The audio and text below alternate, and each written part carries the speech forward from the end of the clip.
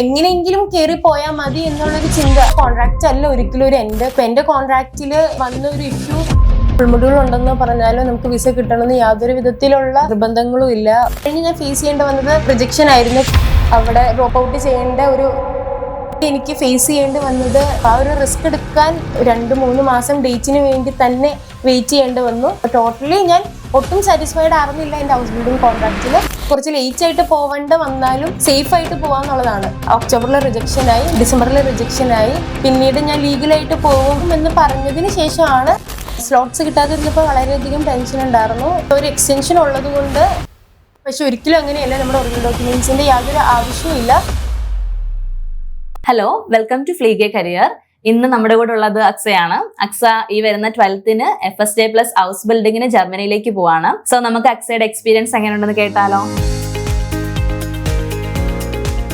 ഞാൻ എൻ്റെ German exam പാസ്സായതിനു ശേഷം ഫ്ലീഗെ കരിയറിൽ പഠിപ്പിക്കാൻ എന്നുള്ള രീതിയിലാണ് ആദ്യമായിട്ട് ജോയിൻ ചെയ്യുന്നത്. ആ ഒരു ടൈമിൽ ഞാൻ ഓൾറെഡി എൻ്റെ പ്രോസസ്സിങ്ങിന് പേപ്പർ വർക്ക്സിനെല്ലാം ഞാൻ വേറൊരു ഏജൻസിനെ അപ്രോച്ച് ചെയ്തിട്ടുണ്ടായിരുന്നു. അവിടെ എൻ്റെ ഡോക്യുമെന്റ്സ് എല്ലാം കൊടുത്തിട്ടുണ്ടായിരുന്നു. അത് കഴിഞ്ഞ് ഫ്ലീഗയിൽ വന്നു, ഫ്ലീഗയുടെ വർക്കുകൾ കണ്ടു. അവിടെ ഞാൻ നിൽക്കുന്നത് കൊണ്ട് തന്നെ അവിടുത്തെ സർവീസുകൾ എങ്ങനെയാണെന്നുള്ളതെല്ലാം എനിക്ക് മനസ്സിലായി. അതിനുശേഷം എൻ്റെ പ്രോസസ്സിങ്ങിന്റെ ടൈമിൽ കുറച്ച് പ്രശ്നങ്ങളെല്ലാം വന്ന് അവിടെ ഡ്രോപ്പ് ഔട്ട് ചെയ്യേണ്ട ഒരു സിറ്റുവേഷൻ വന്നു കഴിഞ്ഞപ്പോഴാണ് ഞാൻ ഓട്ടോമാറ്റിക്കലി ഫ്ലീഗയിൽ കൊടുക്കാനും അവിടെ പ്രോസസ്സിങ് കണ്ടിന്യൂ ചെയ്യാനുള്ള രീതിയിലായി.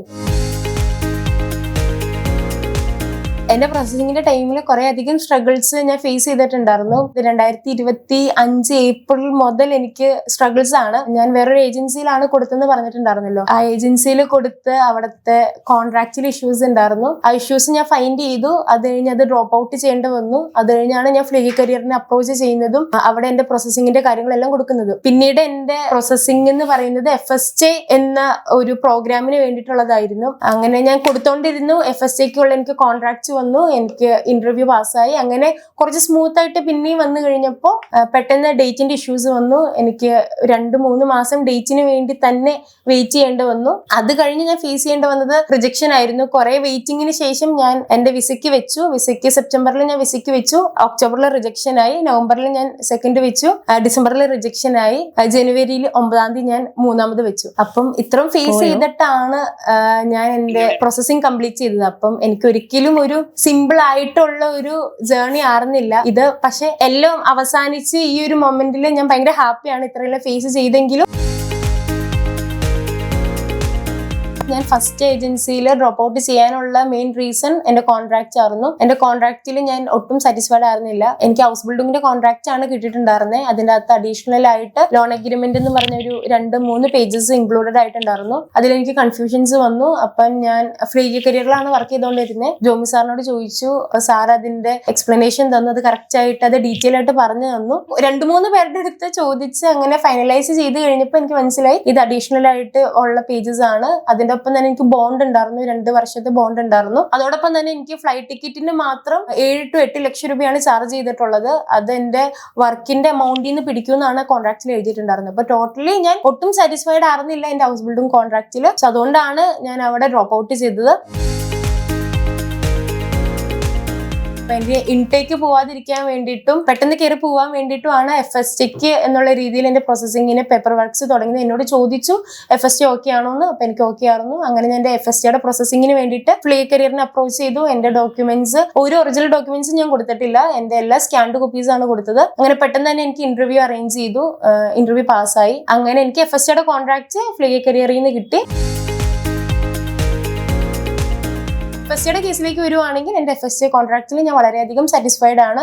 എത്രയാണോ നമുക്ക് വേണ്ട യൂറോ എന്ന് പറയുന്നത് അത്രയും എമൗണ്ട് കറക്റ്റ് ആയിട്ട് എനിക്ക് കിട്ടുന്നുണ്ട്.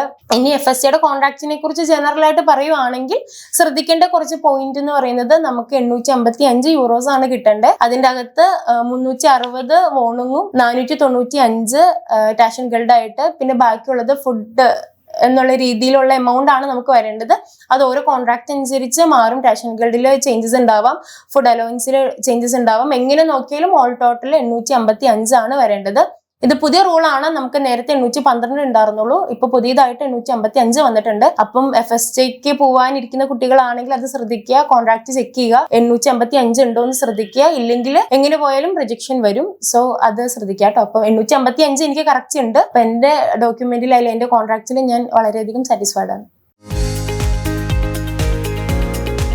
കോൺട്രാക്റ്റിന്റെ കേസ് പറയുകയാണെങ്കിൽ കോൺട്രാക്റ്റിൽ നമ്മൾ വളരെയധികം കാര്യങ്ങൾ ശ്രദ്ധിക്കാനുണ്ട്. പല കുട്ടികളും എന്റെ ഫ്രണ്ട്സ് ആണെങ്കിൽ കൂടി കോൺട്രാക്ട് കിട്ടുന്നതാണ് ഒരു എൻഡ് എന്നുള്ള രീതി തന്നെയാണ്. കാരണം നമ്മൾ കുറെ വെയിറ്റ് ചെയ്ത് എക്സാം പാസ്സായി കുറെ ഇന്റർവ്യൂസിന് ശേഷമായിരിക്കും നമുക്കൊരു കോൺട്രാക്ട് കിട്ടുന്നത്.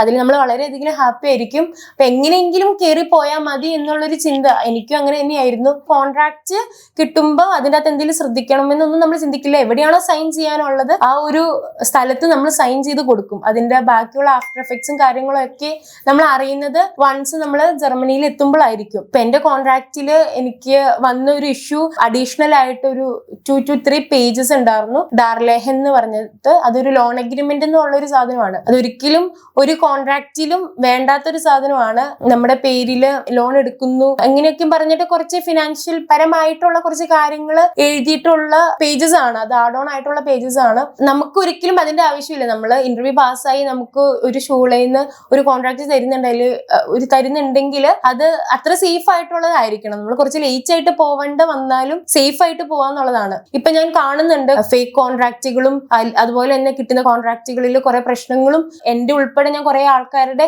അങ്ങനെ കുറെ ഏജൻസികളിലെ ഫേക്ക് കോൺട്രാക്ട്സ് ഞാൻ കാണുന്നുണ്ട്. ഇതുപോലത്തെ എന്റെ പോലത്തെ സെയിം കോൺട്രാക്റ്റുകൾ ഞാൻ കാണുന്നുണ്ട്. അതൊന്നുമല്ല, കറക്റ്റ് ആയിട്ടുള്ള ഒരു കോൺട്രാക്റ്റിൽ നമുക്ക് യാതൊരു വിധത്തിലുള്ള പ്രശ്നങ്ങളും ഇല്ല. നമുക്ക് കറക്റ്റ് ആയിട്ടുള്ള സ്റ്റൈഫൻഡ് വരും. നമുക്ക് യാതൊരു വിധത്തിലുള്ള ലോൺ അഗ്രിമെന്റിന്റെയോ ഒരു ഫേക്കിന്റെയോ ബോണ്ടിന്റെയോ ഒന്നും ആവശ്യമില്ല. സോ കോൺട്രാക്ട്സ് കിട്ടുമ്പം ശ്രദ്ധിക്കുക, വായിച്ചു നോക്കുക, അറിയാവുന്നവരെ കൊണ്ട് കണക്ഷൻസ് ഉള്ളവരെ കൊണ്ട് വായിപ്പിക്കുക. അത് ഓക്കെ ആണ്, പെർഫെക്റ്റ് ആണെന്ന് മനസ്സിലാവുന്ന ടൈമിൽ മാത്രമാണ് നമ്മൾ സൈൻ ചെയ്തിട്ട് ബാക്കി ഫർദർ ആയിട്ടുള്ള കാര്യങ്ങൾ ശ്രദ്ധിക്കേണ്ട കാര്യങ്ങളുള്ളൂ. ഒറിജിനൽ ഡോക്യുമെന്റ്സിന്റെ കാര്യം ചോദിക്കുകയാണെങ്കിൽ നമുക്ക് ഒരിക്കലും ഒറിജിനൽ ഡോക്യുമെന്റ്സ് അപ്ലൈ ചെയ്യുന്ന ടൈമിൽ ആവശ്യമില്ല. നമ്മുടെ എല്ലാത്തിന്റെയും സ്കാൻഡ് കോപ്പീസ് മാത്രം മതി. അത് എനിക്ക് അറിയില്ലായിരുന്നു. ഞാൻ ഫസ്റ്റ് പ്രോസസിങ് കൊടുത്ത ഏജൻസിയിൽ ഞാൻ എന്റെ എല്ലാ ഒറിജിനൽ ഡോക്യുമെന്റ്സ് ആണ് കൊടുത്തത്. ഇന്റർവ്യൂ റിസൾട്ട് വരുന്നതിന് മുമ്പ് തന്നെ ഞാൻ എന്റെ ഒറിജിനൽ ഡോക്യുമെന്റ്സ് കൊടുത്തു. ഞങ്ങൾക്ക് ഇന്റർവ്യൂ ഉണ്ടായിരുന്നത് ഡയറക്റ്റ് ഇന്റർവ്യൂ ആയിരുന്നു. ജർമ്മൻസ് വന്നു, ജർമ്മൻസിന്റെ അടുത്ത് ഡയറക്റ്റ് ആയിരുന്നു ഇന്റർവ്യൂസ് ഉണ്ടായിരുന്നത്. അതിന് മുമ്പ് തന്നെ നമുക്കൊരു ക്ലാസ് തന്നു. ക്ലാസിന്റെ അകത്ത് അവരുടെ ആ ഒരു ഓർഗനൈസേഷന്റെ കാര്യങ്ങളെല്ലാം പറഞ്ഞു. അതോടൊപ്പം തന്നെ പാരലായിട്ട് നമ്മുടെ ഡോക്യുമെന്റ്സ് 10+2 പിന്നെ നമ്മുടെ കുറച്ച് ബർത്ത് സർട്ടിഫിക്കറ്റ് അങ്ങനെ കുറച്ച് വേണ്ട മേജർ ആയിട്ടുള്ള ഒറിജിനൽ ഡോക്യുമെന്റ്സ് വാങ്ങി വെച്ചു. അത് കഴിഞ്ഞിട്ടാണ് നമുക്ക് ഡയറക്റ്റ് ആയിട്ടുള്ള ഇന്റർവ്യൂ തന്നത്. ഇന്റർവ്യൂ പാസ്സായി കഴിഞ്ഞിട്ട് പിന്നെ നമ്മുടെ ഡോക്യുമെന്റ്സ് ജർമ്മനിയിലേക്ക് അയച്ചിട്ടുണ്ടെന്നുള്ള കാര്യമാണ് നമ്മളോട് പറയണേ. അത് കഴിഞ്ഞ് നമ്മളോട് പറഞ്ഞത് അവിടെ ചെന്ന് കഴിയുമ്പോഴാണ് ഡോക്യുമെന്റ് തരത്തുള്ളൂ, അതുവരെ നിങ്ങൾക്ക് തരത്തില്ല. വൺസ് നമ്മൾ എയർപോർട്ടിൽ എത്തിക്കഴിയുമ്പോഴായിരിക്കും നമുക്ക് ഡോക്യുമെന്റ് തരിക. അല്ലെങ്കിൽ നമ്മുടെ കോഴ്സ് കംപ്ലീറ്റ് ആക്കി കഴിയുമ്പോൾ 3 വർഷം കഴിഞ്ഞ് കഴിയുമ്പോഴാണ് ഡോക്യുമെന്റ് തരുള്ളൂ. അപ്പൊ ഞാൻ വിചാരിച്ചത് അങ്ങനെയാണ്, എല്ലായിടത്തും അങ്ങനെയാണ്. അപ്പം ഇത് ആദ്യമായിട്ട് കേൾക്കുന്ന ഒരു കുട്ടീനെ സംബന്ധിച്ച് എന്തായാലും വിശ്വസിക്കും ഇങ്ങനെയാണ് അതിന്റെ റൂള്, ഒറിജിനൽ ഡോക്യുമെന്റ്സ് നമ്മൾ കൊടുക്കണം എന്ന് തന്നെയാണ് വിചാരിക്കുക. പക്ഷെ ഒരിക്കലും അങ്ങനെയല്ല. നമ്മുടെ ഒറിജിനൽ ഡോക്യുമെന്റ്സിന്റെ യാതൊരു ആവശ്യവും ഇല്ല. നമ്മുടെ സ്കാൻഡ് കോപ്പീസ് മാത്രം കൊടുത്താൽ മതി. നമുക്ക് ഒറിജിനൽ ഡോക്യുമെന്റ്സ് വേണ്ടത് വിസയുടെ ടൈമിലാണ്. വിസ നമുക്ക് സബ്മിറ്റ് ചെയ്യുമ്പോൾ നമ്മുടെ +2 ഡോക്യുമെന്റ് നമ്മൾ കൊടുക്കണം. ഇത് മാൻഡറ്ററി ആണ്. സോ അതൊക്കെ എനിക്ക് അറിഞ്ഞിട്ടുണ്ടായിരുന്നില്ല. ഒറിജിനൽ ഡോക്യുമെന്റ്സ് വേണ്ട എന്നറിഞ്ഞത് ഇവിടുത്തെ പ്രോസസ്സിംഗ് കൊടുത്തു കഴിഞ്ഞപ്പോഴാണ്. ഞാൻ ഇവിടെ എല്ലാം എന്റെ സ്കാൻഡ് കോപ്പീസ് ആണ് കൊടുത്തിട്ടുള്ളൂ. എവിടെ കൊടുത്താലും നമുക്ക് ഒരിക്കലും ഒറിജിനൽ ഡോക്യുമെന്റ്സിന് ആവശ്യമില്ല, സ്കാൻഡ് ഡോക്യുമെന്റ്സിന് മാത്രമേ ആവശ്യമുള്ളൂ. അപ്പൊ അത് ശ്രദ്ധിക്കുക. ആരും ഒറിജിനൽ ഡോക്യുമെന്റ്സ് വേണമെന്ന് പറഞ്ഞാലും ഇത് ട്രാപ്പാന്ന് ചിന്തിച്ചോളൂ. ടെൻഷൻ ഉണ്ടായിരുന്നെന്ന് ചോദിച്ചാൽ കമ്പാരിറ്റീവ്ലി എനിക്ക് ടെൻഷൻ കുറവായിരുന്നു. കാരണം ഞാൻ ഫ്ലീ കരിയറിൽ തന്നെയാണ് പഠിപ്പിച്ചുകൊണ്ടിരിക്കുന്നത്. അപ്പൊ ഒരു 2-3 മാസത്തോളം ഞാൻ ഫ്ലീ കരിയറിൽ ആ ടൈമിൽ പഠിപ്പിച്ചായിരുന്നു. പിന്നെ എന്റെ പ്രോസസ്സിംഗ് സമയത്ത് എന്റെ ബിഗിനിങ് ചെയ്യണതിനൊന്നും എന്റെ ഒറിജിനൽ ഡോക്യുമെന്റ്സ് വേണ്ടെന്ന് പറഞ്ഞിട്ടുണ്ടായിരുന്നു. അന്ന് സാർ എന്നോട് പറഞ്ഞൊരു കാര്യം, നമുക്ക് കോൺട്രാക്ട് വരെ എത്തിക്കാം, പക്ഷെ VFS അപ്പോയിന്റ്മെന്റ് കിട്ടുന്ന ടൈം ആകുമ്പോഴത്തേക്കും ഒറിജിനൽ ഡോക്യുമെന്റ്സ് വേണമെന്ന് എന്നോട് പറഞ്ഞിട്ടുണ്ടായിരുന്നു. കാരണം എന്റെ ഡോക്യുമെന്റ്സ് എന്റെ പഴയ ഏജൻസിന്റെ കയ്യിലാണ്. അവരെ അപ്രോച്ച് ചെയ്തപ്പോൾ എനിക്ക് കിട്ടിയ ഒരു ഉത്തരം, ഡോക്യുമെന്റ്സ് എല്ലാം ജർമ്മനിയിലേക്ക് അയച്ചു, ടൈം എടുക്കും, ഒരു 6 months എടുക്കും, അല്ലെങ്കിൽ ഒരു 4 to 5 months മിനിമം എടുക്കും, അത് കഴിഞ്ഞിട്ടാണ് കിട്ടത്തുള്ളൂ എന്നാണ് എന്നോട് പറഞ്ഞത്. അതിന്റെ ഇടയിലാണ് എനിക്ക് ഫ്ലീഗിന്ന് ഒരു ഇന്റർവ്യൂ തരുന്നതും ഇന്റർവ്യൂ എനിക്ക് പാസ്സാവാൻ പറ്റി. അത് കഴിഞ്ഞ് നമുക്ക് ഡോക്യുമെന്റ്സിന്റെ കാര്യങ്ങൾ നോക്കണം. അപ്പം നമുക്ക് അടുത്ത തന്നെ ഡേറ്റിന്റെ കാര്യങ്ങളെല്ലാം നമ്മൾ അന്വേഷിച്ച് വരുമ്പം ആദ്യം നമുക്ക് വേണ്ടത് നമ്മുടെ ഒറിജിനൽ ഡോക്യുമെന്റ്സ് ആണ്. സോ അതിന്റെ നെസസറി വന്നപ്പോൾ ഒറിജിനൽ ഡോക്യുമെന്റ്സ് കിട്ടിയേ മതിയാവും എന്നുള്ളൊരു പോയിന്റ് എത്തിക്കഴിഞ്ഞപ്പം പഴയ ഏജൻസിനെ ഞാൻ അപ്രോച്ച് അപ്രോച്ച് ചെയ്ത് കഴിഞ്ഞപ്പം ആദ്യമെല്ലാം വളരെ നെഗറ്റീവ് ആയിട്ടുള്ള ഒരു രീതിയിലാണ് എന്നോട് സംസാരിച്ചതും. കാരണം ഡോക്യുമെന്റ്സ് ഒന്നും പെട്ടെന്ന് തരാൻ പറ്റില്ല, അവർ ഹോൾഡ് ചെയ്ത് വെച്ചേക്കുന്നു എന്നുള്ള രീതി തന്നെയാണ് എന്നെ അപ്രോച്ച് ചെയ്തത്. പിന്നീട് ഞാൻ ലീഗലായിട്ട് പോകും എന്ന് പറഞ്ഞതിന് ശേഷമാണ് എനിക്ക് ജർമ്മനിയിൽ നിന്ന് അയച്ചു തന്നതും എന്റെ ഡോക്യുമെന്റ്സ് എനിക്ക് കിട്ടുന്നതും. അങ്ങനെയാണ് ഞാൻ FSTക്ക് VFSൽ എന്റെ ഡോക്യുമെന്റ്സ് സബ്മിറ്റ് ചെയ്യുന്നത്. ഇനി എന്റെ ഇന്റർവ്യൂ പ്രിപ്പറേഷനെ കുറിച്ച് ചോദിക്കുകയാണെങ്കിൽ എനിക്ക് ജർമ്മനിയിൽ നിന്നാണ് ഇന്റർവ്യൂ പ്രിപ്പറേഷൻ തന്നത്. അഞ്ജുമാമാണ് എനിക്ക് ഇന്റർവ്യൂ പ്രിപ്പറേഷൻ തന്നതും. എനിക്ക് ക്വസ്റ്റ്യൻസിനേക്കാൾ ഉപരി ഞാൻ പ്രിപ്പയർ ചെയ്തത് പോലെ അല്ല എനിക്ക് പ്രിപ്പറേഷൻ കിട്ടിയത്. കാരണം അത് എൻറ്റയർലി ഡിഫറെന്റ് ആണ്. മിസ് ഒരിക്കലും ഈ ഇന്ന ക്വസ്റ്റ്യൻസ് വരുമെന്നല്ല പഠിപ്പിച്ച, എങ്ങനെ ഏത് ക്വസ്റ്റ്യൻ വന്നാലും അതിന് ആൻസർ ചെയ്യാൻ വേണ്ടി പറ്റും, എങ്ങനെ നമ്മുടേതായ രീതിയിൽ ആൻസർ ചെയ്യാൻ പറ്റും എന്നുള്ളതാണ് എന്നെ പഠിപ്പിച്ചത്. അതുകൊണ്ട് എനിക്ക് വളരെയധികം ഹെൽപ്ഫുൾ ആയിരുന്നു. അതുകൊണ്ട് തന്നെയാണ് എനിക്ക് ഇന്റർവ്യൂ പാസ്സാവാൻ പറ്റിയതും. എനിക്ക് 2-3 വീക്സ് ഇന്റർവ്യൂ പ്രിപ്പറേഷൻ ഉണ്ടായിരുന്നു. അതിന്റെ അകത്ത് ലാസ്റ്റ് എന്റെ ഇന്റർവ്യൂ ഡേറ്റിന് മുമ്പ് എനിക്ക് 3 തവണ ട്രയലും മോക്ക് എന്നുള്ള രീതിയിൽ ഇന്റർവ്യൂസ് മിസ്സിന്റെ വക ഉണ്ടായിരുന്നു. അതെല്ലാം കഴിഞ്ഞിട്ടാണ് എനിക്ക് ഡയറക്റ്റ് ഇന്റർവ്യൂ എന്റെ ഓർഗനൈസേഷനിൽ നിന്ന് എനിക്ക് തന്നത്. അപ്പോഴത്തേക്ക് ഞാൻ പ്രിപ്പയർ ആയിട്ടുണ്ടായിരുന്നു. എനിക്ക് ഫസ്റ്റ് ഡേ കഴിഞ്ഞ് ലാസ്റ്റ് ഡേ പ്രിപ്പറേഷന്റെ ലാസ്റ്റ് ഡേ ആയപ്പം ഹ്യൂജ് ആയിട്ടുള്ള ഡിഫറൻസ് എനിക്ക് തന്നെ ഫീൽ ചെയ്തിട്ടുണ്ടായിരുന്നു. സോ അങ്ങനെ വളരെ നല്ലൊരു രീതിയിലുള്ള ഇന്റർവ്യൂ പ്രിപ്പറേഷൻ ആണ് എനിക്ക് ഫ്ലീഗ കരിയർ പ്രൊവൈഡ് ചെയ്തത്. ഞാൻ പുതിയതായിട്ട് കേട്ടൊരു ടേം ആണ് മെഡിക്കൽ ജർമ്മൻ. അത് എന്റെ പാക്കേജിൽ ഇൻക്ലൂഡഡ് ആയിരുന്നു. മെഡിക്കൽ ജർമ്മൻ എന്ന് പറയുന്നത് എങ്ങനെയാണ് ജർമ്മനി പോയി കഴിയുമ്പോൾ നമുക്ക് കുറെ എക്യുപ്മെന്റ്സിന്റെ പേരറിയില്ല, നമ്മൾ ഉദ്ദേശിക്കുന്ന പേരോ അല്ലെങ്കിൽ നമുക്ക് ഫെമിലിയർ ആയിട്ടുള്ള ഒരു പേരല്ല ഒരിക്കലും. അപ്പം ഈ മെഡിക്കൽ ജർമ്മൻ ത്രൂ ആണ് ഞാൻ കുറെ മെഡിക്കൽ എക്യുപ്മെന്റ്സിന്റെ പേരും പിന്നെ ബേസിക് ആയിട്ട് നമ്മൾ അവിടെ നോക്കേണ്ട കാര്യങ്ങളും ഫ്ലീഗ കെയറിന്റെ കാര്യങ്ങളും പിന്നെ നമ്മൾ എന്തൊക്കെയാണ് ശ്രദ്ധിക്കേണ്ടത്, എങ്ങനെയാണ് ടേക്ക് കെയർ ചെയ്യേണ്ടത്, മെഡിസിൻസിന്റെ പേരുകളും, അങ്ങനെ കുറെ ബേസിക് ആയിട്ടുള്ള മെഡിക്കൽ ഫീൽഡിന്റെ കാര്യങ്ങൾ എനിക്ക് പഠിക്കാൻ പറ്റിയത് ആ ഒരു ക്രാഷ് കോഴ്സ് വഴിയാണ്. മെഡിക്കൽ ജർമ്മൻ വളരെ നല്ലൊരു എക്സ്പീരിയൻസ് ആയിരുന്നു. എനിക്ക് കുറെ അധികം എനിക്ക് അതിൽ നിന്ന് പഠിക്കാൻ വേണ്ടിയിട്ട് പറ്റിയിട്ടുണ്ട്. സ്ലോട്ട്സ് കിട്ടാതിരുന്നപ്പോൾ വളരെയധികം ടെൻഷൻ ഉണ്ടായിരുന്നു. ഒരു ഏപ്രിൽ മുതൽ ഓഗസ്റ്റ് വരെ കംപ്ലീറ്റ്ലി FSAക്ക് സ്ലോട്ട്സ് ഉണ്ടായിരുന്നില്ല. അപ്പൊ നമ്മളൊരു 2-3 മാസം വെയിറ്റ് ചെയ്തു ഒരു സ്ലോട്ട് കിട്ടാൻ വേണ്ടിയിട്ട്. ആ ഒരു ടൈമില് വളരെയധികം ടെൻഷൻ ഉണ്ടായിരുന്നു. അപ്പൊ ഞങ്ങൾക്ക് ഒരു കോൺഫിഡൻസ് എന്ന് പറഞ്ഞാല് ഫ്ലീഗയുടെ സർവീസുകൾ നമ്മളോട് പറഞ്ഞിട്ടുണ്ടായിരുന്നു, ഒന്നുകൊണ്ടും ടെൻഷൻ അടിക്കണ്ട, നമുക്ക് എപ്പോഴാണെങ്കിലും നമുക്ക് ഡേറ്റ് കിട്ടും, ആ ഡേറ്റിന് നമുക്ക് വെക്കാൻ വേണ്ടി പറ്റും. അതോടൊപ്പം തന്നെ ഓർഗനൈസേഷന്റെ സപ്പോർട്ട് ഉണ്ടായിരുന്നു. അതും എനിക്ക് ഫ്ലീഗ ത്രൂ ഓർഗനൈസേഷൻ കണക്ട് ചെയ്ത് തന്നു. ഓർഗനൈസേഷൻ നമുക്ക് എക്സ്റ്റൻഷൻ ലെറ്റർ തന്നിട്ടുണ്ടായിരുന്നു. ഇൻ കേസ് ലേറ്റ് ആയിട്ടാണ് വരുന്നതെങ്കിലും അവർക്ക് കുഴപ്പമില്ല എന്നുള്ള രീതിയിൽ ഒരു എക്സ്റ്റൻഷൻ നമുക്ക് തന്നിട്ടുണ്ടായിരുന്നു. അത് ഫ്ലീഗ കരിയർ തന്നെയാണ് അറേഞ്ച് ചെയ്ത് തന്നതും. അവരുടെ സൈഡിൽ നിന്ന് സപ്പോർട്ട് ഉണ്ടായിരുന്നു, ഫ്ലീഗയുടെ സൈഡിൽ നിന്ന് സപ്പോർട്ട് ഉണ്ടായിരുന്നു. നമുക്കൊരു ഡേറ്റ് നമ്മൾ എടുക്കുന്നതല്ല, നമുക്കത് എംബസിന്ന് ഓപ്പൺ ചെയ്ത് തന്നാൽ മാത്രമാണ് നമുക്കൊരു ഡേറ്റ് എടുക്കാൻ വേണ്ടി പറ്റുള്ളൂ. അതപ്പോൾ നമ്മുടെ കയ്യിലുള്ള കാര്യമല്ല, അത് ഓപ്പൺ ആവാണ്ട് നമുക്കൊരു ഡേറ്റ് കിട്ടത്തില്ല. സോ അത് ഓപ്പൺ ആവുന്ന ടൈം വരെ ടെൻഷൻ ഉണ്ടായിരുന്നു. എക്സ്റ്റൻഷൻ ഉള്ളതുകൊണ്ട് ആ ടെൻഷന് കുറച്ച് കുറവുണ്ടായിരുന്നു. എക്സ്റ്റൻഷൻ എല്ലാ പ്രോഗ്രാമിനും ആപ്ലിക്കബിൾ ആണോ എന്ന് ചോദിച്ചാൽ ഒരിക്കലും ആപ്ലിക്കബിൾ അല്ല. FST ആയതുകൊണ്ടാണ് എനിക്ക് എക്സ്റ്റൻഷൻ എനിക്ക് 2 റിജക്ഷൻ വന്നു. ഞാൻ പറഞ്ഞ 2 റിജക്ഷൻ കഴിഞ്ഞിട്ടും എനിക്ക് ഈ ഇൻടേക്കിൽ തന്നെ പോകാൻ പറ്റിയതിന്റെ ആകെയുള്ളൊരു റീസൺ FST ആയതുകൊണ്ടാണ്. ഹൗസ് ബിൽഡിങ്ങിന്റെ കേസിലേക്ക് വരുവാണെങ്കിൽ ഹൗസ് ബിൽഡിങ്ങിന് ഇൻടേക്കുകളാണ് ഉള്ളത്. മാർച്ച് ഏപ്രിൽ ഇൻടേക്ക് അല്ലെങ്കിൽ സെപ്റ്റംബർ ഒക്ടോബർ ഇൻടേക്ക്. അപ്പം നമുക്ക് എന്നാണോ ക്ലാസ് തുടങ്ങുന്നത് ആ തുടങ്ങുന്ന ഡേറ്റിന് ഒരു ദിവസം മുന്നെങ്കിലും നമ്മൾ ജർമ്മനിയിൽ എത്തിയിട്ടുണ്ടാവണം. എക്സ്റ്റൻഷന്റെ കേസിലേക്ക് വരുവാണെങ്കിൽ മാക്സിമം 1 മന്ത് മാത്രമാണ് കിട്ടത്തുള്ളൂ. കുറച്ച് പേരുടെ സപ്പോർട്ട് കൊണ്ട് മാത്രമാണ് ഞാൻ ഇത്ര നാളും ഈ ജേർണി കണ്ടിന്യൂ ചെയ്ത്. അതിലൊന്ന് എൻ്റെ ഫാമിലി, പിന്നെ ഫ്രണ്ട്സ്, പിന്നെ ഫ്ലീഗ കരിയർ ആണ്. ഫ്ലീഗയിൽ ജോമി സാറിനെ കുറിച്ച് പറയുകയാണെങ്കിലും അല്ലെങ്കിൽ ഫ്ലീഗയുടെ ടോട്ടലുള്ള ഒരു സപ്പോർട്ടിനെ കുറിച്ച് പറയുവാണെങ്കിൽ അഞ്ജുമാമ, അങ്ങനെ എനിക്ക് പേരെടുത്ത് പറയാൻ തന്നെ കുറെ പേരുണ്ട്. ഞാൻ എല്ലാവരുടെയും പേര് പറയണില്ല. സോ അവരുടെ എല്ലാം സപ്പോർട്ട് ഉള്ളത് കൊണ്ട് മാത്രമാണ് ഞാൻ നിന്നതും.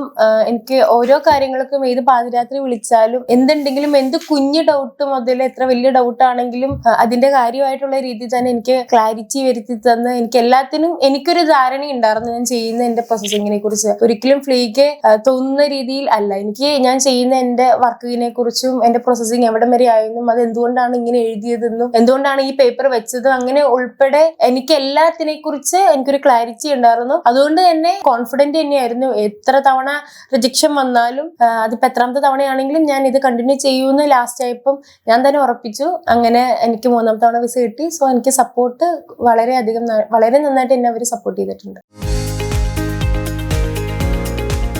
പിന്നെ പറയാനുള്ള ഒരു കാര്യം, കോൺട്രാക്ട് ഉണ്ടെന്ന് പറഞ്ഞാലോ ഫുൾ മൊഡ്യൂൾ ഉണ്ടെന്ന് പറഞ്ഞാലോ നമുക്ക് വിസ കിട്ടണമെന്ന് യാതൊരു വിധത്തിലുള്ള നിർബന്ധങ്ങളും ഇല്ല. ഓരോ റിജക്ഷൻ റീസൺസും ഡിഫറെന്റ് ആണ്. നമുക്കൊരു റിജക്ഷൻ കിട്ടിയെന്ന് പറഞ്ഞ് നമുക്ക് പോവാൻ പറ്റില്ല എന്നുള്ളതും അല്ല. റിജക്ഷൻസ് അല്ല നമുക്ക് കിട്ടുന്നത് റെഫ്യൂസൽ ലെറ്റേഴ്സ് ആണ്. ഒരിക്കലും ഒരു റിജക്ഷൻ ആണ്. റിജക്ഷൻ എന്ന് പറയുന്നത് ഡീബാർ ചെയ്യുക, നമുക്കൊരു വർഷത്തേക്ക് പോകാൻ പറ്റില്ല എന്നുള്ള രീതിയിലാണ്. നമുക്ക് കിട്ടുന്നത് മൊത്തം റെഫ്യൂസൽ ലെറ്റർ ആണ്. ആ റെഫ്യൂസൽ നമ്മൾ ഓവർകം ചെയ്ത് അതിന് വേണ്ട കറക്റ്റ് ആയിട്ട് അതെങ്ങനെ നമുക്ക് അതിന് ക്ലാരിറ്റി കൊണ്ടുവരാം, ആ ഒരു രീതിയിൽ നമ്മുടെ സെക്കൻഡ് ടൈമിൽ നമ്മളെ പേപ്പേഴ്സ് കറക്റ്റ് ആയിട്ട് വെക്കുമ്പോൾ നമ്മുടെ റെഫ്യൂസൽ ലെറ്റർ മാറിയിട്ട് നമുക്ക് വിസ ആയിട്ടാണ് വരുന്നത്. സോ ഒരിക്കലും ഒരു കോൺട്രാക്റ്റോ അല്ലെങ്കിൽ ഫുൾ മൊഡ്യൂളോ അല്ല വിസ കിട്ടാനുള്ള ഒരു ബാരിയർ. നമുക്ക് റൂൾസ് എവിടെയാണ് ചേഞ്ച് ആവുന്നത് എന്നുള്ളത് നമ്മൾ അറിയില്ല. നമുക്ക് ഒരു പോർട്ടലിലും കറക്റ്റ് ആയിട്ടുള്ള ഇൻഫർമേഷൻസോ കാര്യങ്ങളോ ഒന്നും കിട്ടത്തില്ല. അപ്പൊ നമുക്കൊരു റിജക്ഷൻ വന്നു കഴിയുമ്പോഴാണ് ഇപ്പോൾ ഇതാണ് റൂള്, ഇപ്പൊ ഈ സ്റ്റൈഫൻഡിന്റെ റേറ്റ് മാറി ഇത്ര സ്റ്റൈഫൻഡ് വേണം, അല്ലെങ്കിൽ ഇവിടെ ഇങ്ങനെ എഴുതാൻ പാടില്ല, അല്ലെങ്കിൽ ഈ ഡോക്യുമെന്റ്സോടെ വേണം എന്നൊക്കെ അറിയുന്നത് നമ്മൾ ഓരോ കുട്ടികളുടെ റിജക്ഷൻ ലെറ്റേഴ്സിൽ കൂടെ അല്ലെങ്കിൽ റിജക്ഷൻസ് ഓരോ കുട്ടികൾക്ക് കിട്ടിക്കഴിയുമ്പോഴാണ് ബാക്കി കുട്ടികൾ മുതലുള്ളത് നമ്മൾ അതനുസരിച്ച് ചെയ്യാൻ വേണ്ടി പറ്റുള്ളൂ. ഓക്കെ, അപ്പൊ ഒരു റിജക്ഷൻ കിട്ടുന്നത് ഒരിക്കലും ഒരു ഏജൻസിയുടെ മിസ്റ്റേക്ക് ആണെന്നോ അല്ലെങ്കിൽ അവർ വർക്ക് ചെയ്യാത്തത് കൊണ്ടാണെന്നോ ഒരിക്കലും നമ്മൾ ചിന്തിക്കരുത്. അത് അവരുടെ മിസ്റ്റേക്ക് അല്ല. നമ്മൾ ഉൾപ്പെടെ അവരുൾപ്പെടെ അറിയുന്നത് ഓരോ റിജക്ഷൻസ് വഴിയാണ്. ഓരോ കുട്ടികളെ കയറ്റി വിടുന്ന ഒരു വിശ്വാസത്തിന്റെ പുറത്തും ആ ഒരു വർക്കിന്റെ പുറത്തുമാണ് നമുക്ക് അവര് ഓരോ കാര്യങ്ങൾ ചെയ്തു തരുന്നത്. നമുക്കൊരു റിജക്ഷൻ വരുന്നുണ്ടെങ്കിൽ അപ്പൊ ഇപ്പൊ റൂള് മാറി, ഇപ്പൊ നമ്മള് മാറിയ റൂളിനനുസരിച്ച് എങ്ങനെ പേപ്പേഴ്സ് ചെയ്യാൻ വേണ്ടി നമ്മളെ കൊണ്ട് പറ്റും എന്നുള്ളതാണ് നമ്മൾ നെക്സ്റ്റ് ചിന്തിക്കുക. അപ്പം അതിനവരെങ്ങനെ സപ്പോർട്ട് ചെയ്യുന്നു, അവരതിനെ സപ്പോർട്ട് ചെയ്യുന്നുണ്ടോ എന്നും കൂടി നമ്മൾ നോക്കണം. എനിക്കിപ്പം എന്റെ 2 ടൈമിലാണെങ്കിലും എന്നെ വളരെയധികം സപ്പോർട്ട് ചെയ്തിട്ടുണ്ട്. അപ്പൊ നിങ്ങൾ ചൂസ് ചെയ്യുന്ന ഏജൻസി ആവുമ്പം എപ്പോഴും നിങ്ങൾക്ക് ട്രസ്റ്റ് ചെയ്യാൻ പറ്റുന്നത് കൂടി ആവണം. ഒരിക്കലും ഒരു പൈസ കുറവാണെന്നുള്ള രീതിയിൽ ഒരിക്കലും നിങ്ങളൊരു ഏജൻസി ചൂസ് ചെയ്യരുത്. നിങ്ങൾക്ക് എത്രത്തോളം ട്രസ്റ്റ് ചെയ്യാൻ പറ്റുന്നുണ്ട്, നിങ്ങൾക്ക് നിങ്ങളുടെ പ്രോസസ്സ് നിങ്ങൾക്ക് അറിയാൻ പറ്റണം. എനിക്ക് പറയാനുള്ളൊരു കാര്യം, നിങ്ങളുടെ പ്രോസസ്സിങ്ങിനെ കുറിച്ച് നിങ്ങൾക്കൊരു ധാരണ ഉണ്ടാവണം, നിങ്ങളുടെ ഏജൻസിയായിട്ട് നിങ്ങൾക്കൊരു ബന്ധം ഉണ്ടാവണം, നിങ്ങളുടെ ഓരോ കാര്യങ്ങൾക്കും അവർ സപ്പോർട്ട് ചെയ്യുന്നുണ്ടാവണം. എങ്കിൽ മാത്രമാണ് നിങ്ങൾക്കൊരു വിശ്വാസത്തോടും ആ പ്രോസസ്സിങ്ങിൽ പോകാൻ പറ്റുള്ളൂ, നിങ്ങളുടെ കാര്യങ്ങൾ ചെയ്യാൻ വേണ്ടിയിട്ട് പറ്റത്തുള്ളൂ. എനിക്ക് ജാനുവരി 12 മോർണിംഗ് ആണ് പോകേണ്ടത്. അപ്പൊ എനിക്കൊരു ട്രാവൽ പ്ലാൻ കിട്ടിയിട്ടുണ്ട്. ആരാണ് വരുന്നത്, എവിടെ എന്തൊക്കെയാണ് ചെയ്യേണ്ടത് എന്നുള്ളത് എനിക്ക് ഫ്രീ ആയിട്ട് തന്നെ ഒരു ട്രാവൽ പ്ലാൻ കിട്ടിയിട്ടുണ്ട്. പിന്നെ എനിക്ക് പിക്കപ്പിനെ കുറിച്ച് പറയുകയാണെങ്കിൽ ജർമ്മനിയിൽ നിന്ന് ഒരാൾ വരും എന്നെ പിക്കപ്പ് ചെയ്യാനും എന്റെ ഷൂളയിൽ എന്റെ വോണുങ്ങില് എന്റെ അപ്പാർട്ട്മെന്റിലേക്ക് എത്തിക്കാൻ വേണ്ടിയിട്ട് ഒരാൾ വരും. അപ്പം ആൾ ആരാണെന്നും ഫോട്ടോ ഉൾപ്പെടെ എല്ലാ കാര്യങ്ങളും എന്റെ ട്രാവൽ പ്ലാനിലുണ്ട്. ആളുടെ കോൺടാക്ട് നമ്പറും എല്ലാ ഡീറ്റെയിൽസും അതിൻ്റെ അകത്തുണ്ട്. ഞാൻ പോകുന്ന ബസ്, ട്രെയിന് കാര്യങ്ങളെല്ലാം അതിനകത്ത് കറക്റ്റ് ആയിട്ട് ചെയ്തിട്ടുണ്ട്. അപ്പം എനിക്കറിയാം ആരാണ് വരുന്നത്, ഏത് ടൈമിലാണ് എത്തുക, എങ്ങനെയാണ് പോകുന്നത്, ഇതിനെക്കുറിച്ച് എനിക്ക് കറക്റ്റ് ആയിട്ടുള്ള ഒരു ധാരണയുണ്ട്. സോ എനിക്ക് ട്രാവൽ പ്ലാൻ കിട്ടിയത് വളരെ ഒരു അഡീഷണൽ ബോണസ് ആണ് ട്രാവൽ പ്ലാൻ. സോ അതെനിക്ക് വളരെ സാറ്റിസ്ഫൈഡ് ആണ്. അത് ഞാൻ വിചാരിക്കാതെയാണ് എനിക്ക് ട്രാവൽ പ്ലാൻ കിട്ടിയത്. എങ്ങനെയാണ് ഇനി 12-ാം തീയതി കടന്നു പോകുന്നത് എന്നുള്ളൊരു ടെൻഷൻ ഉണ്ടായിരുന്നു. ആരാണ് വിളിക്കാൻ വരിക, അറിയാത്ത ആൾക്കാരാണ്, അപ്പൊ എന്താണ് ചെയ്യാന്നുള്ളൊരു കൺഫ്യൂഷൻസ് ഉണ്ടായിരുന്നു. പക്ഷെ എനിക്ക് ട്രാവൽ പ്ലാൻ കിട്ടി. ട്രാവൽ പ്ലാൻ കിട്ടിയപ്പം എനിക്കറിയാം ഇനി എങ്ങനെയാണ് ചെയ്യേണ്ടത്, എന്താണ് ചെയ്യേണ്ടത് എനിക്ക് കറക്റ്റ് ആയിട്ട് അറിയാം. സോ അത് എനിക്ക് വളരെ ഹാപ്പി ആയിരുന്നു. കാരണം അതെനിക്ക് പുതിയ എക്സ്പീരിയൻസ് ആണ്. ഞാൻ എവിടെയും ഒരു ട്രാവൽ പ്ലാനിനെ കുറിച്ച് കേട്ടിട്ടില്ല. എൻ്റെ ഫ്രണ്ട്സും വേറെ കുറെ സ്ഥലത്ത് ചെയ്യുന്നവരുണ്ട്. അപ്പം ഇതുവരെ ഞാനൊരു ട്രാവൽ പ്ലാൻ ഇങ്ങനെ കിട്ടുമെന്നോ അങ്ങനെയുള്ളത് കേട്ടിട്ടില്ല. അപ്പൊ എനിക്ക് പുതിയൊരു എക്സ്പീരിയൻസ് ആണ്. സോ അത് വളരെ നല്ലൊരു കാര്യമായിട്ട് എനിക്ക് തോന്നിയിട്ടുണ്ട്. ഫ്ലീഗി കരിയറിൽ കണ്ട ഒരു സ്പെഷ്യാലിറ്റി ആണ് സ്റ്റുഡൻസിന് പഠിക്കുന്ന എമൗണ്ട് റീഫണ്ട് ചെയ്യുന്ന ഒരു കാര്യം. അതെങ്ങനെയാണെന്ന് പറഞ്ഞാൽ, നമ്മുടെ ഫ്ലീഗി കരിയറിലാണ് ലാംഗ്വേജ് പഠിക്കുന്നതെങ്കിൽ, നമ്മുടെ ഫ്ലീഗി കരിയറിൽ തന്നെയാണ് പ്രോസസ്സിംഗ് ചെയ്യുന്നതെങ്കിൽ, വൺസ് അവർക്ക് വിസ കിട്ടുന്ന ഒരു ടൈമിൽ അവരുടെ പ്രോസസ്സിംഗ് എമൗണ്ടിൽ എത്ര രൂപയാണ് അവരുടെ ലാംഗ്വേജ് പഠിക്കാൻ വേണ്ടിയിട്ട് ഫ്ലീഗിയിൽ സ്പെൻഡ് ചെയ്തിട്ടുള്ളത്, അത്ര എമൗണ്ട് അവരുടെ പ്രോസസ്സിംഗിൽ നമുക്ക് റിഡക്ഷൻ പോലെ ചെയ്തു കൊടുക്കും. അതെന്ന് പറയുമ്പോൾ ഓൾ ടോട്ടൽ നമ്മൾ നോക്കുവാണെങ്കിൽ അവർക്ക് ലാംഗ്വേജ് ഫ്രീ ആയിട്ട് പഠിക്കാൻ വേണ്ടിയിട്ട് പറ്റും. അത് എനിക്കൊരു സ്പെഷ്യൽ കാര്യമായിട്ട് തോന്നി. ഞാനെല്ലാം പൈസ കൊടുത്ത് നല്ല എമൗണ്ട് കൊടുത്തിട്ട് തന്നെയാണ് ലാംഗ്വേജ് പഠിച്ചത്. അപ്പം ഒരു എമൗണ്ട് ഇപ്പൊ 10 രൂപയാണെങ്കിൽ അത് കുറയുക എന്ന് പറയുന്നത് നമുക്കൊരു ലാസ്റ്റ് സ്റ്റേജിൽ എന്ന് പറയുമ്പോൾ ഒരു വലിയ കാര്യം തന്നെയാണ്. അപ്പൊ ലാംഗ്വേജ് ഫ്രീ ആയിട്ട് പഠിക്കുക, ട്രസ്റ്റബിൾ ആയിട്ടുള്ള ഒരു ഏജൻസിയിൽ നിന്ന് കയറി പോകാൻ പറ്റുക എന്നെല്ലാം പറയുന്നത് വലിയ കാര്യമാണ്. സോ ഫ്ലീഗ് അത് പ്രൊവൈഡ് ചെയ്യുന്നുണ്ട്. അതെനിക്ക് വളരെ ഹാപ്പിയാണ്. ഞാൻ അങ്ങനെ അറിഞ്ഞതിൽ ഞാൻ ഭയങ്കര ഹാപ്പിയാണ്. കാരണം എല്ലാവരും അങ്ങനെ ചെയ്യുന്നില്ല. അങ്ങനെ കുറെ സ്പെഷ്യാലിറ്റീസും കൂടി ഉണ്ട്. അതെല്ലാം ഞാൻ അറിയുമ്പം ഞാൻ വളരെ ഹാപ്പിയാണ്. അങ്ങനെയൊക്കെ ചെയ്യുന്നുണ്ട്, അങ്ങനത്തെ സർവീസുകൾ കൂടി ഉണ്ടെന്ന് ഞാൻ അറിയുമ്പോൾ ഞാൻ വളരെ ഹാപ്പിയാണ്. ഓവറോൾ എക്സ്പീരിയൻസ് എങ്ങനെയുണ്ടെന്ന് ചോദിച്ചാൽ വളരെ നല്ലൊരു എക്സ്പീരിയൻസ് ആയിരുന്നു. എന്റെ ബിഗിനിങ് മുതൽ ഇന്റർവ്യൂ മുതൽ എനിക്കിപ്പോ വിസ കിട്ടുന്ന ടൈം വരെ ഏത് ടൈമിൽ വിളിച്ചാലും എന്ത് കാര്യം ചോദിച്ചാലും പറഞ്ഞു തരാൻ എനിക്ക് ആളുകൾ ഉണ്ടായിരുന്നു. സപ്പോർട്ട് ചെയ്യാൻ കുറെ ടീം ഉണ്ടായിരുന്നു. എനിക്ക് ഒന്നിലും എനിക്ക് സ്റ്റക്ക് ചെയ്ത് നിൽക്കേണ്ട വന്നിട്ടില്ല. എനിക്കൊരു കണ്ടിന്യൂറ്റി ഫീൽ ചെയ്തിട്ടുണ്ട്. എന്റെ പ്രോസസ്സിംഗിൽ ഓരോ ഡേ ബൈ ഡേ ഒരു ഇമ്പ്രൂവ്മെന്റ് ഉണ്ടെന്ന് എനിക്ക് ഫീൽ ചെയ്തിട്ടുണ്ട്. ഞാൻ എന്നാണെങ്കിലും പോകും എന്നുള്ളൊരു വിശ്വാസം എനിക്ക് വന്നിട്ടുണ്ട്. എനിക്ക് കുറെ എക്സ്പീരിയൻസസ് കിട്ടിയിട്ടുണ്ട്. അങ്ങനെ അപ്പം ഓരോ ടൈമിലും അപ്പ് ആൻഡ് ഡൗൺ ഉണ്ടായിട്ടുണ്ട്. ഞാൻ ഒരിക്കലും അപ്പ് മാത്രമാണ് എപ്പോഴും പോസിറ്റീവ് മാത്രമാണ് എന്നുള്ളതും അല്ല. എന്റെ പോസിറ്റീവ് ടൈമിലും ഞാൻ ഡൗൺ ആയ ടൈമിലും എന്നെ ഏറ്റവും കൂടുതൽ ചേർത്ത് പിടിച്ച ആൾക്കാരിൽ ഫ്ലീ കരിയറിൽ ഉണ്ടായിരുന്നു. അപ്പം എനിക്ക് ഒരിക്കലും മറക്കാൻ പറ്റില്ല അവരുടെ കൂടെയുള്ള ഒരു ജേർണി. എന്റെ ജർമ്മൻ ജീവിതത്തിൽ അല്ലെങ്കിൽ എന്റെ ലൈഫ് ലോങ് എന്റെ നല്ലൊരു മെമ്മറി ആയിട്ട് തന്നെ ഉണ്ടാവും. വളരെ നല്ലൊരു എക്സ്പീരിയൻസ് ആണ്. ഇനി ആർക്കെങ്കിലും ഫ്ലീ കരിയർ സജസ്റ്റ് ചെയ്യുമെന്ന് എന്നോട് ചോദിച്ചാൽ ഞാൻ ഉറപ്പായിട്ടും സജസ്റ്റ് ചെയ്യും. കാരണം എനിക്ക് വേറെ ഏജൻസി ഇല്ല സജസ്റ്റ് ചെയ്യാൻ വേണ്ടിയിട്ട്. എന്തുകൊണ്ടാണെന്ന് ചോദിച്ചാൽ എനിക്ക് എന്റെ ലൈഫ് തന്നെയാണ് എടുത്ത് കാണിക്കാനുള്ളൂ. ഞാൻ ജർമ്മനിയിൽ പോകുന്നുണ്ടെങ്കിൽ, ഞാൻ ഇത്ര നാള് ഇതിന്റെ പുറകെ നിൽക്കുന്നുണ്ടെങ്കിൽ അതിന്റെ എല്ലാ ഉത്തരം ഒന്ന് ഫ്ലീ കരിയർ തന്നെയാണ്. അവരോടുള്ള വിശ്വാസമാണ്, അവർക്ക് എന്നോടുള്ള ഒരു സപ്പോർട്ട് കൊണ്ടാണ്. ഇതുകൊണ്ട് മാത്രമാണ് ഞാൻ പിടിച്ചു നിന്നത്. ഞാൻ ഈ വരുന്ന ജനുവരി 12 ജർമ്മനിയിൽ പോകുന്നത്. സോ ഫ്ലീ കരിയർ നിങ്ങൾക്ക് വിശ്വസിക്കാം. നിങ്ങൾക്ക് എന്ത് ഡൗട്ട് ഉണ്ടെങ്കിലും ഞാൻ എന്റെ ഇൻസ്റ്റഗ്രാം ID ഇവിടെ പിൻ ചെയ്തിട്ടുണ്ടാവും. അപ്പം അതിന്റെ അകത്ത് നിങ്ങൾക്ക് മെസ്സേജ് അയക്കാം. ജർമ്മൻ പഠിക്കുന്ന സ്റ്റുഡൻസ് ആണെങ്കിലും അല്ലെങ്കിൽ പ്രോസസ്സിംഗിൽ എന്താണ് ചെയ്യേണ്ടതെന്ന് കൺഫ്യൂഷൻസ് ഉള്ളവരാണെങ്കിലോ അല്ലെങ്കിൽ FST പ്രോഗ്രാം എടുക്കുന്ന ആളുകളോ എന്തും ആയിക്കോട്ടെ, നിങ്ങളുടെ എന്താണോ കൺസേൺ, നിങ്ങൾക്ക് താല്പര്യം ഉണ്ടെങ്കിൽ താഴെ കാണുന്ന ഇൻസ്റ്റഗ്രാം ID നിങ്ങൾക്ക് മെസ്സേജ് അയക്കാം. എന്റെ പേഴ്സണൽ ID ഞാൻ കൊടുത്തിട്ടേക്കാം. സോ എന്നെ കൊണ്ട് ആവുന്നത്, എനിക്ക് അറിയാവുന്ന ഇൻഫോർമേഷൻസ് ഞാൻ നിങ്ങൾക്ക് തരാം. ഫ്ലീഗിനെ കുറിച്ച് നിങ്ങൾക്ക് എന്തെങ്കിലും അറിയാനുണ്ടെങ്കിൽ എന്നോട് ചോദിക്കാം. എനിക്ക് അറിയാവുന്നത് എന്റെ എക്സ്പീരിയൻസ് ഞാൻ ജെന്യുവൻ ആയിട്ട് നിങ്ങളോട് പറയാം. വിശ്വസിക്കാം, ഫ്ലീ കരിയറിനെ വിശ്വസിക്കാം. എന്റെ ഒരു എക്സ്പീരിയൻസ് വെച്ചിട്ട് വളരെ നല്ലൊരു സർവീസാണ്. നിങ്ങൾക്ക് കിട്ടാവുന്നതിന്റെ ബെസ്റ്റ്, നിങ്ങൾ കൊടുക്കുന്ന എമൗണ്ടിന്റെ 100% അല്ലെങ്കിൽ അതിന്റെ കൂടുതലായിരിക്കും അവിടെ സർവീസ്. സോ ഫ്ലീഗിനെ ട്രസ്റ്റ് ചെയ്യാം. നിങ്ങളുടെ സർവീസുകൾ വളരെ നല്ലതായിരിക്കും.